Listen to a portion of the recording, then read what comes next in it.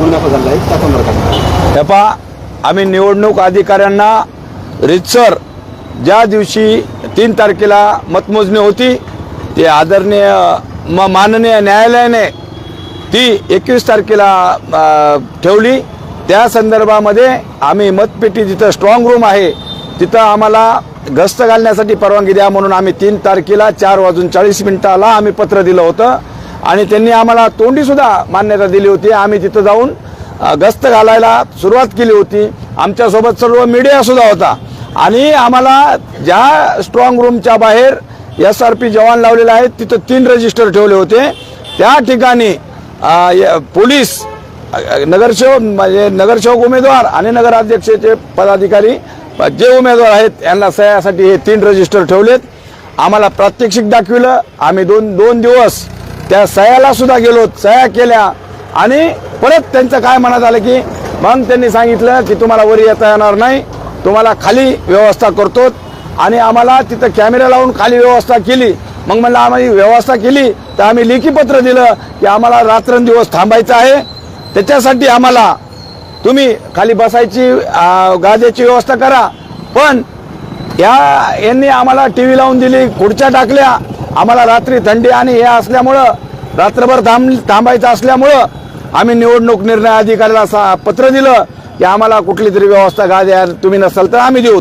पण निवडणूक अधिकाऱ्याच्या बाईटमध्ये बघा कशा पक्षपातीपणा करायला आहे। त्यांनी आम्हाला लेखी दिलंय तेवढंच बोलावं लागतं त्यांनी अधिकाऱ्यांनी, पण कुणाच्या जरी दबावाखाली येऊन ते म्हणते आम्ही खुर्च्या मागितल्या, टेबल मागितला, सोफा सेट मागितला, जेवायला मागितलं, अशी फालतूगिरी हे जे निवडणूक अधिकारी आहे हे कुणाच्या तरी दबावाखाली काम करतात।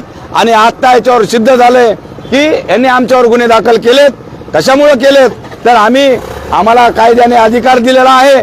आम्ही आमच्या पळीकरांनी केलेलं मतदान आणि स्ट्रॉंग रूमचं सील चेक करण्यासाठी आम्हाला जे ह्याचा नियम आहे नियमाप्रमाणे आम्ही जात असताना आम्हाला खाली CCTV लावून दिली। तिथून आम्हाला ज्या पोलीस प्रशासनानं 5-6 वाजता उठवलं, हाकललं आणि त्यांनी म्हणले तुम्हाला ते हे आणा, आयडेंटिटी आणा। आमच्याकडं आयडेंटिटी पहिले जे होते इलेक्शनच्या दिवशी तेच आयडेंटिटी आम्ही वापरले होते आणि त्यांनी सुद्धा म्हणले हेच जमतेत, पण आम्ही लेखी मागितलं तरी दिले नाहीत। आणि आम्हाला त्या दिवशी रात्री 1 ते 2 वाजूस्तर त्यांनी आम्हाला बाहेर हाकलून लावलं। पोलिसाला सुद्धा अधिकार नाहीये त्यामध्ये स्ट्रॉंग रूम पाशी जाण्याचा, त्यांना सुद्धा सही करून तिकडे जायचं आहे। त्यांनी ज्या SRPला जे सुपूर्द केलेलं आहे तिथं हे 50-50, 100-100 पोलिस सुद्धा तिकडे गेलेले आहेत। आणि आम्ही तिथं पाहणीसाठी जात असताना आमच्या उमेदवाराला सुद्धा पोलिसांनी लाठीचार्ज केलेला आहे आमच्यावर।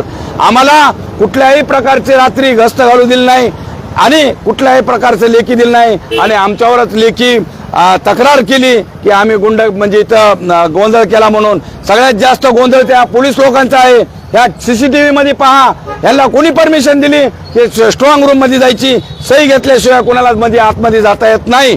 तरी सुद्धा हे कुणाच्या तरी दबावाखाली येऊन आमच्या पळीला जे पहिल्यांदा त्रास झाला लोकसभा विधानसभेला त्याच पद्धतीनं यांनी आता मुजोरशाही यांनी चालू केलेले आहे।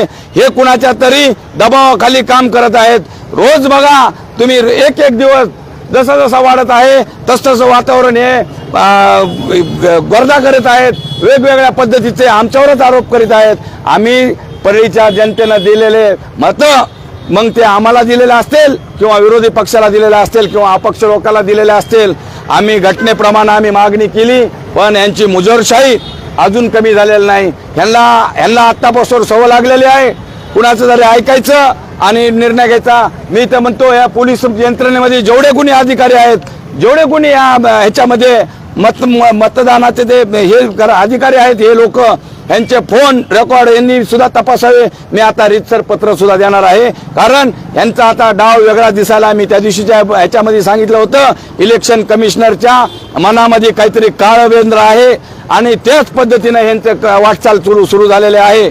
म्हणून मी यांनी काही बी केलं, यांचा डाव असा आहे की आम्ही सगळे उमेदवाराला जेलमध्ये टाकून यांना इकडे काहीतरी करायचं आहे, असंच माझं म्हणणं आहे। ना तुम्ही सातत्याने दबाव हा शब्द वापरताय, पोलीस असो किंवा निवडणूक अधिकारी, नेमका दबाव कोणाचा आहे? मी तुम्हाला सांगितलं ना, इथं जे मंत्री आहेत, इथं जे आमदार आहेत, ज्या की मुख्य मंत्र्याच्या लेवलचे आहेत, यांनी तुम्हाला क्लिप सुद्धा व्हायरल करून दाखवलेल्या आहेत। इथं यांनी उमेदवाराला सुद्धा उभा टाकायच्या वेळेस कशा पद्धतीने दबाव आणलेत, कशा पद्धतीने फॉर्म वापस घ्यायला लावलेत, कशा पद्धतीनं पाठिंबा द्यायला लावलाय। आणि एका सभेमध्ये ते आमदार सुद्धा बोललाय गणेश पारच्या की त्यांनी सांगितलं की सगळ्यांनी शांततेत डोक्यावर बर्फ ठेवा, म्हणजे हे जे त्यांचे लोक होते यांच्या डोक्यात आगीच होत्या, आगच भडकविणार होते।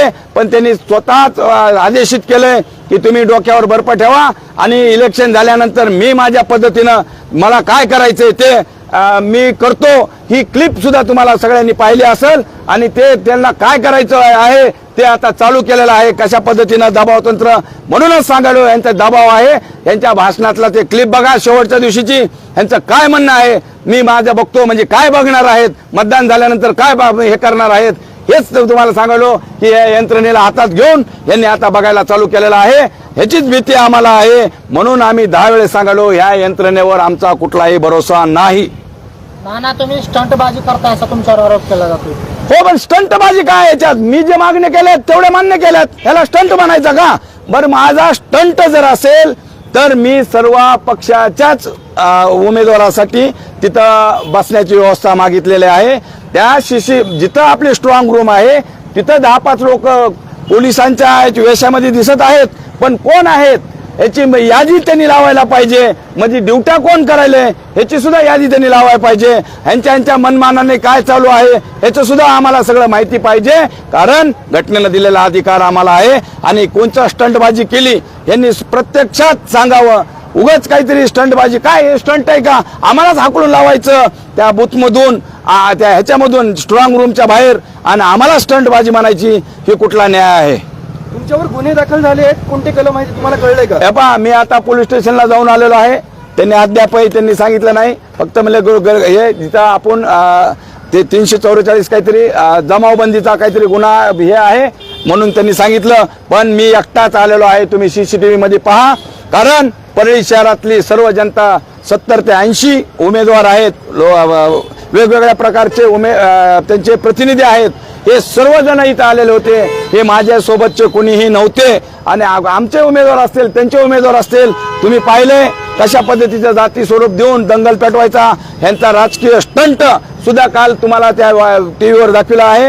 एखादा अधिकारी जर मागास असेल ते तिन्ही अधिकारी मागासवर्गीय आहेत, पण त्याचं रूप वेगळं देऊ लागले, कारण आम्ही न्याय बी मागायचा नसेल तर कसं करायचं, आम्ही कसं, आणि अधिकाऱ्याला कुठली जात पात भेदभाव नसतं, कारण आमची मागणी आम्ही रीतसर त्यांना दिलेली होती। पण बाहेरून जे लोक आलेले होते, हे तुम्ही सगळ्यांनी मीडियावाल्यात सुद्धा त्यांनी सांगितलं की आमच्या अधिकाऱ्यावर दाब टाकायला, आमचा असला कुठलाही उद्देश नाहीये।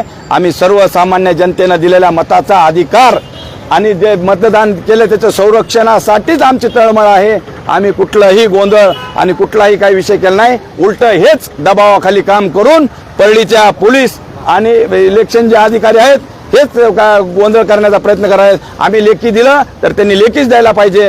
दडपशाही करून आम्हाला हकलायचा, आमच्या उमेदवाराला काट्याने मारायचा, यांना कोणी अधिकार दिलेला आहे? यांनी अक्षरशः आमच्या उमेदवाराला रात्री 12-1 काट्याने मारलंय। यांचा अधिकार काय? एखाद्या उमेदवाराला जर तुम्ही काट्याने मारित असाल, तुम्ही दहशत पसरवित असाल, तर नक्कीच तुम्ही कोणाचे तरी दबावाखाली काम करत आहात। हा शेवटचा प्रश्न, 3 तारखेला जो तणाव निर्माण झाला होता त्याच पार्श्वभूमीवर अजित पवार, शरद पवार गटाचे जे तालुका आहेत वैजनाथ सोळंके यांनी प्रतिक्रिया दिलेली आहे। त्यांनी सांगितलं आहे की ते माती फिरू आहेत आणि यांच्यावरती आजीवन अशी निवडणुकीमध्ये बंदी घालायला हवी। तपा माते फिरू कोण आहे? आणि माकडावनी उड्या मारणारा ते सांबा, जे आमच्या परळीचा डुप्लिकेट सांबा आहे, ते त्याच्या गब्बरला खुश करण्यासाठी इथं आला होता, पण त्याच्यात मुग्यांबोच खुश झाला। हे त्याचं हे आहे, कारण आम्ही जर माते फिरू असलो असतो तर आमच्या सगळ्या मागण्या प्रशासनाने मान्य केल्या नसत्या, आणि माझी कुठलीही मागणी गैर नाही। ते जे आम्हाला माते फिरू म्हणायला, मला वाटतं त्यालाच तपासून आणावं लागेल की ते सुद्धा उमेदवार आहे, त्याचे सुद्धा मतपेटीमध्ये आहे। आम्ही कुठलीही गैर मागणी काही केली नाही, आणि ते म्हणते मला आजीवन ह्याच्यातून राजकारणातून दखलपात्र करा। अरे तुला जनतेनं, परळीच्या जनतेनं आजीवन तुला पाडायचं ठरविलेलं आहे, आणि तुझ्यासारख्या असल्या सांबा, डुप्लिकेट सांबाला कुणीही विचारणार नाही। पुढची भूमिका काय असेल? पुढची भूमिका काय असेल? आमची पुढची भूमिका अतिशय संयमी आणि प्रामाणिकपणे असेल की आम्हाला आमच्या मतपेटीच्या संरक्षणासाठी कुठलाही अडथळा आणू नये.